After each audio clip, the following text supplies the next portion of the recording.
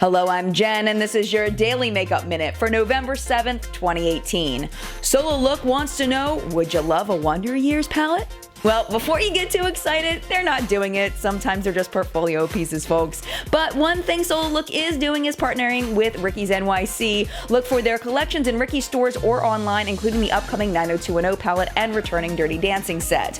Who else is launching a makeup line? WWE Star Paige, real name Soraya Jade Bevis, has partnered with Beauty Society to produce vegan cosmetics. The breakup collection Lippy will be available for pre-order on the Soraya store November 16th. It's $14.99. If you're a Kylie Cosmetics fan and an Ulta fan, good news! The brand will be in all Ulta stores on November 17th, and Milani will introduce the Metallic Lights eyeliner in 5 shades on November 14th. Cruelty-free and said to be water-resistant and crease-proof, and just in time for the holidays.